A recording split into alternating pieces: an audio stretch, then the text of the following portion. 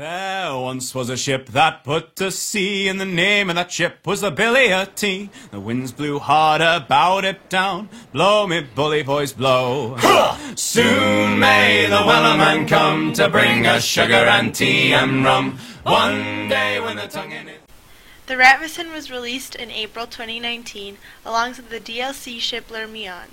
Boy, do I have a lot to say about this ship.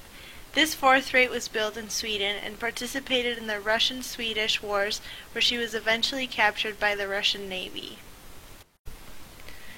This ship is almost like a mini Wasa. Indeed, the Ratvison has striking similarities with the third-rate Wasa, namely her hull and rigging design. The Ratvison is for sale on Steam for $39.99 US, and after using this ship since its release, she has definitely more than paid for herself. The Ratvison can mount 24-pound cannons on the bottom gun deck, 18s on the middle gun deck, and 9-pounders on the weather deck. Alternatively, you can replace the 18 and 9-pound cannons with 32-pound carronades. The Ratvison also boasts 6 bow chasers, where most other fourth rates only have 2. This allows her to keep up consistent fire on enemies at range compared to her competitors. The Ratvison comes in somewhere between the Indefatigable and the Agamemnon. She is actually very similar to the Indefatigable, especially when you consider that their gun weight is almost identical when you factor in the Indefatigable's 42-pound carronades. The difference is, once you own the Ratvison, you can spawn one every 24 hours, whereas every time you want a new Indefatigable, you will need to go hunting for a permit.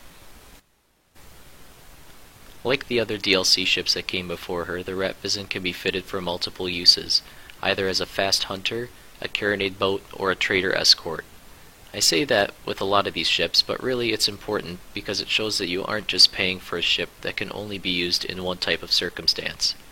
I mostly use my ship for the patrol zone, but when the game first launched, it was one of the ships I used the most because I didn't have access to other fourth rates.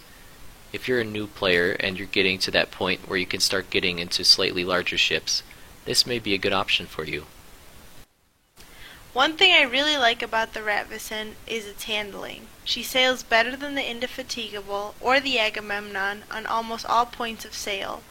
Although the Ratvison's base speed is slightly slower than the Indefatigable's, I found that if you can really learn how to manage manual sails, this ship can turn very well and therefore deflect shots as well.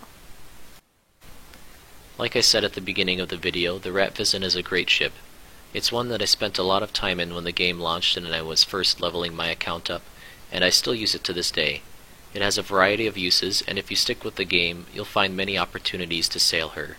You can find a link to the Ratvison store page in the video description below.